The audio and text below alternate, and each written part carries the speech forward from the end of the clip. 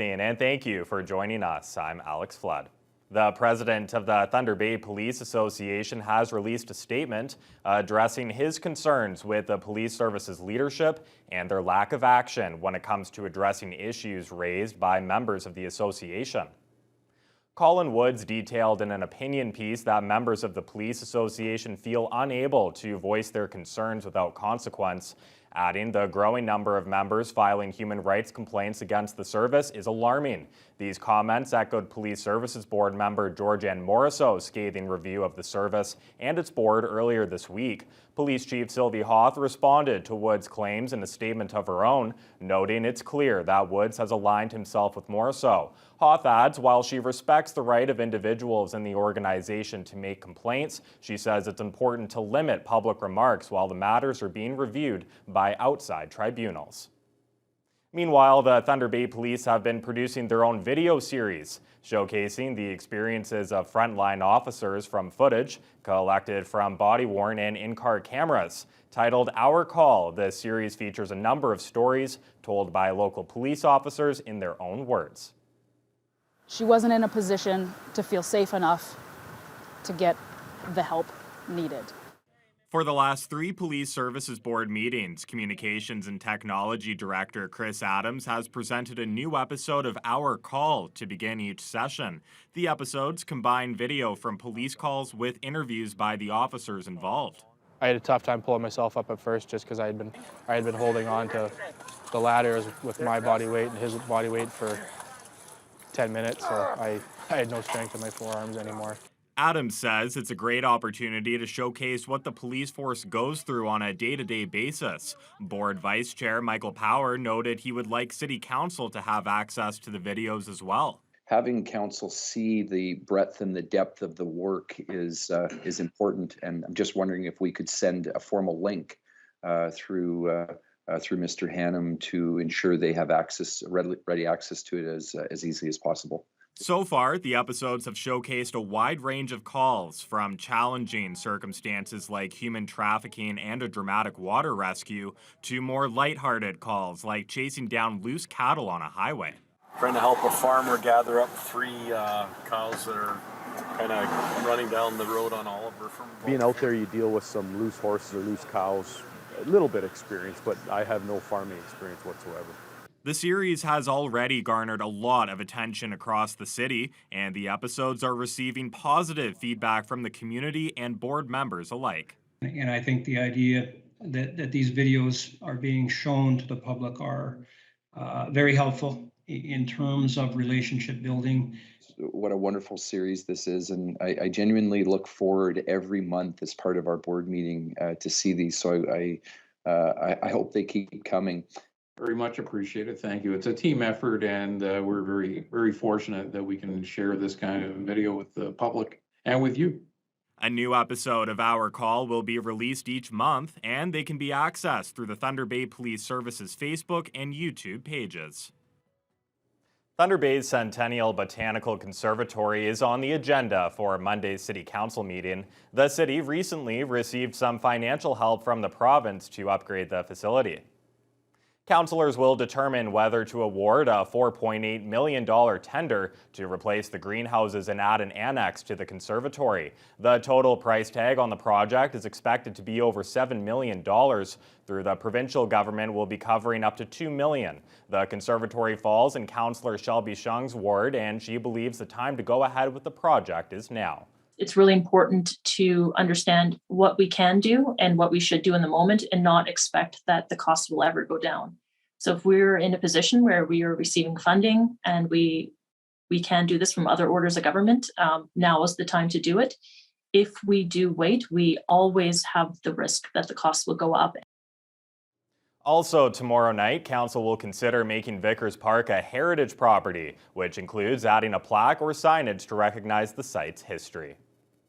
The District Medical Officer of Health, Dr. Janet DeMille, spoke about Health Canada authorizing the use of Pfizer's COVID-19 antiviral treatment, which is the first oral and at-home prescription medication to be cleared in Canada. DeMille says they knew these pills were on the horizon, and this new health measure is very exciting, especially with how easy it is to take. She adds the recent restrictions put in place were mainly due to concerns for hospitalizations, ICU admissions, and the potential of overwhelming the healthcare system, specifically the acute care system.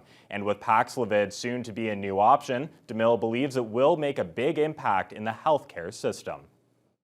Now that we have, more treatment options available, that will be an additional measure to protect people from requiring hospitalization, and that will take the burden off, so that the healthcare system is protected through that way as well. Less people getting, it's a way of lessening the illness that some people may experience. Health officials say the drug is not a replacement for vaccination, and Ontario is set to receive 10,000 antiviral COVID-19 pills this month. In other news across the north, northern farmers and veterinarians alike feel the impact of a shortage of vets and facilities to treat livestock. An announcement of $4 million in project funding from Queen's Park and Ottawa hopes to help with that. CTV's Sergio Arangio has more. It's this farmer's third season in operation, and he's already felt the frustration that comes with the shortage of specialized veterinarians in the north. Either there isn't a specialist for that particular type of animal, or you have to call from out of town and either bring the animal to them or wait for them to come to you. Forget says he's been playing phone tag to get a vet to treat one of his pigs, and he's hoping one will come in a couple weeks. A clinic in New Liskeard has 4 vets who travel up to 2 hours in any direction to get to livestock, and its owner says treating them can be challenging. A lot of these places we go to, they either don't have warm facilities for us to handle, say, a calving or even doing surgery on these animals. So any handling facilities so that they can actually catch these animals and help us restrain these animals so that we can give them the proper attention. And when farmers need to bring their animals to the vet, she says there's a lack of proper facilities to keep them in. The federal and provincial government's new $4 million vet funding program is offering to help with up to half the costs of these sorts of projects, as well as boosting virtual care offerings and training vets to use new equipment.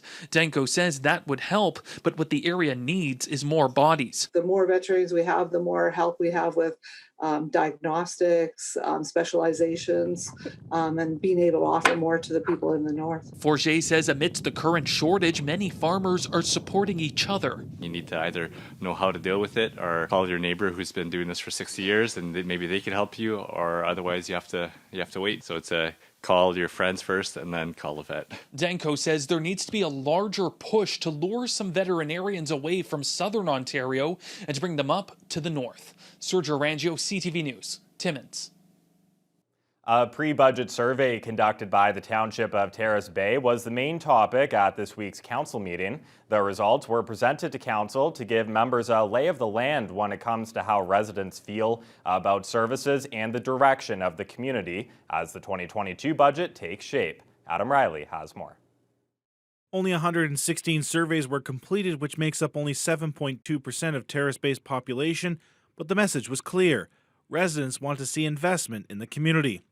71% of those respondents believe that tax rates for the town are fair and would like to see spending directed towards road maintenance and recreation facilities. According to Mayor Jody Davis, over the last 5 years, the town has spent $3.5 million on projects like repairs and upgrades to Mill Road or the expansion of storm sewers on Kenogami Road and Radisson Avenue to counter the effects of climate change. He adds when the town tackles a road project, they don't want to do just a cosmetic job. We're not just going to repair roads.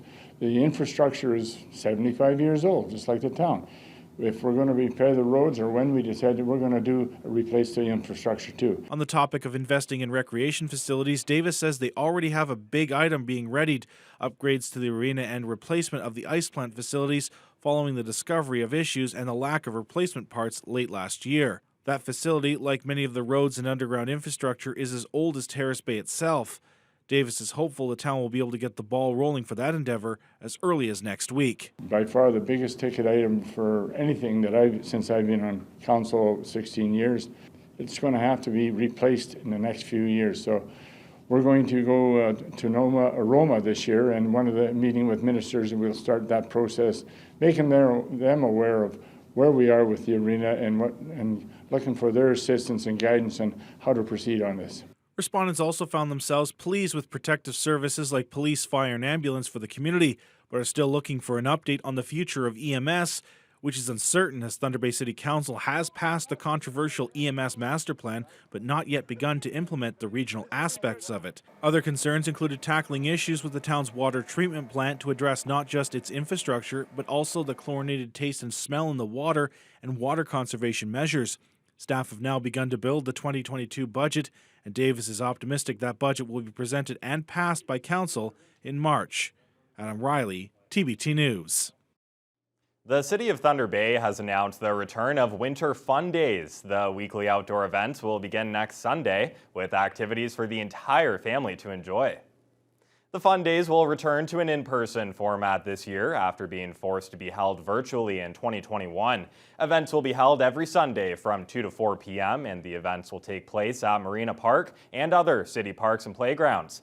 City Event Supervisor Louisa Constanzo is excited that people will be able to gather outdoors. All the activities are going to be exciting. We have the ice fishing, which I think is a great opportunity for people to try something that they may not be able to try or haven't tried yet. Snowshoeing is something different that we're doing this year at Chapels, which I think will be really exciting. But like I said, all of the activities are really fun. Along with those events, there will be skating, snow globe crafting, dog sled rides, and more. Winter Fun Days begin January 30th and will run every Sunday until March 10th. Join now with Kurt Black. Kurt, some fun events here in Thunder Bay as we just saw, including the Scotties coming up. Oh yeah, absolutely, Alex. I got the opportunity to catch up with Thunder Bay's favorite curling team today as they finished up their preparations for the Scotties. We'll have that story right after the